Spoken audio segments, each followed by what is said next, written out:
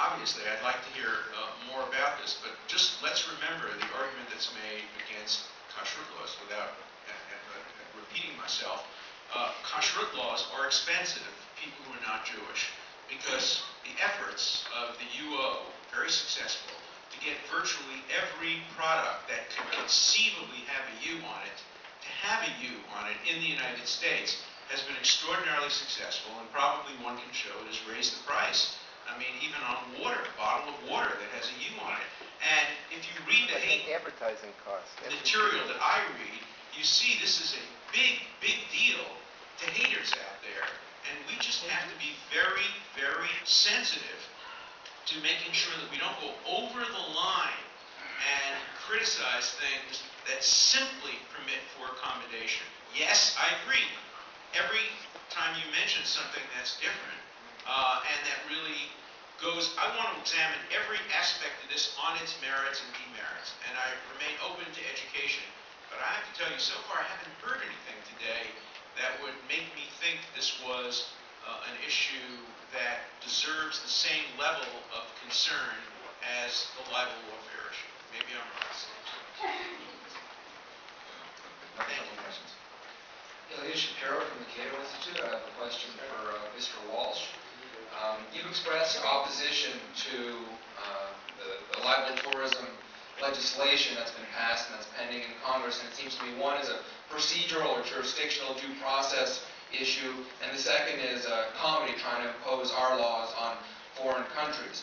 Now, assuming that the procedural issues are worked out and whatever the final language in the bill satisfies due process and the long history of that we have, is there anything wrong with having this type of legislation as a purely prophylactic measure? So just as libel defamation suits judgments have never been enforced by a U.S. court, perhaps part of the reason for the legislation is to, in effect, chill the bringing of these abusive lawsuits by the Ben Mathusas of the world. And if that's what happens and not a single case is ever brought under them using the jurisdictional statutes that will stipulate are okay anyway, would that move the ball forward in promoting free speech?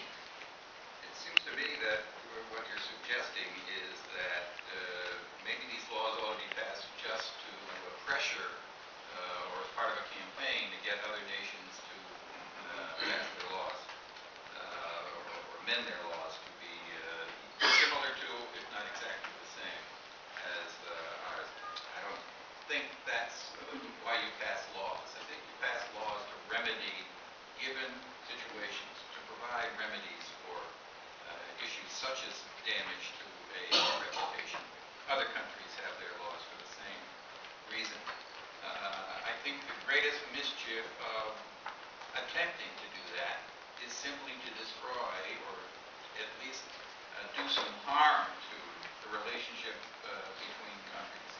Countries could agree on how to handle relationships, how to handle the defamation cases that begin in the United States or that begin in the UK or Canada, and come up with a system. I'm all in favor of that. And maybe, as I said a few minutes ago, that in the long run will be the issue.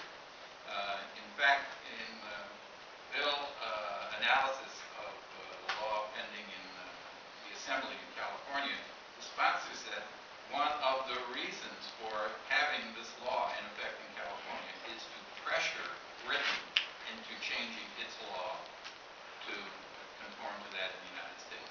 I don't think that's the business of state legislatures. I think that's part of foreign policy. It's something our federal government, the State Department, should be interested in.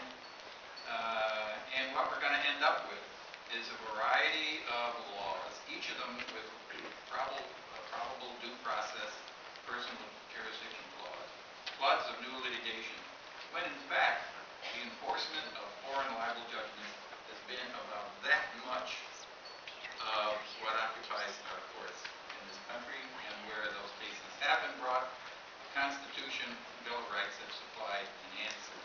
I happen to believe that comparative law is not the answer. I think there must be valid libel cases that are brought in England that satisfy our standards of evidence relative to what is the truth and whether people were at fault.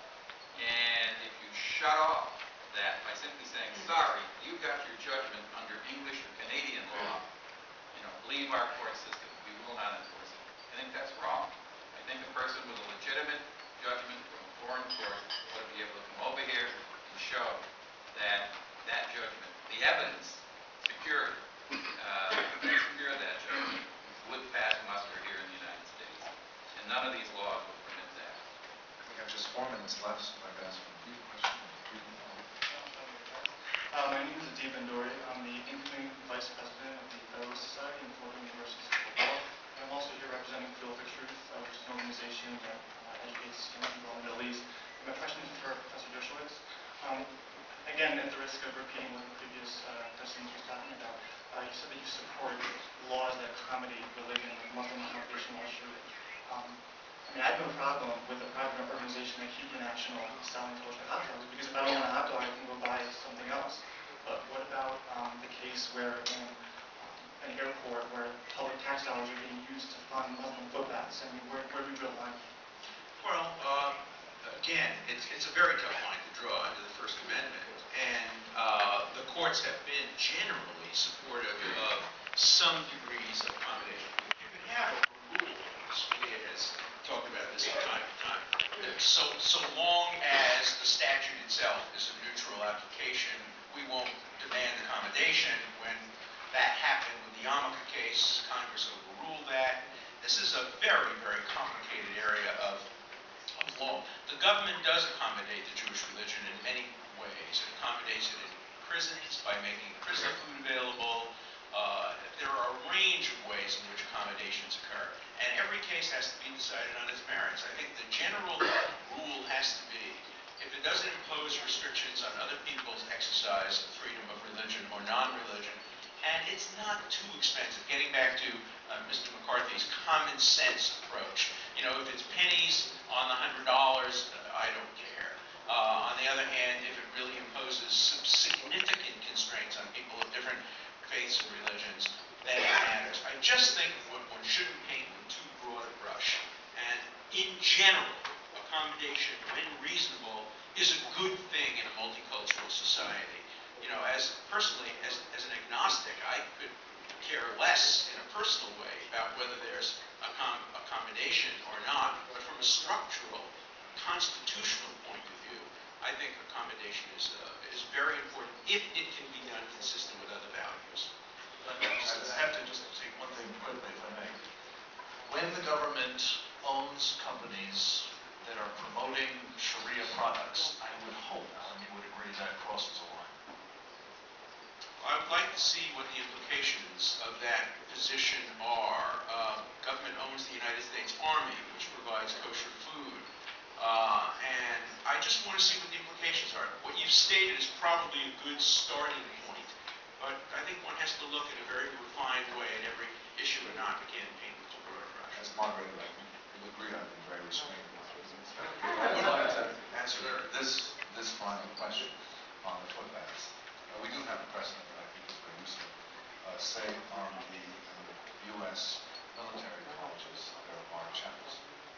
And the land for the chapels is made available by the government, but it is private contributions that build those chapels. I think the footbaths could do the same thing, where the land, in this case, is made available on the public property, but it is up to the religious community to provide it. In any case, I'd like to thank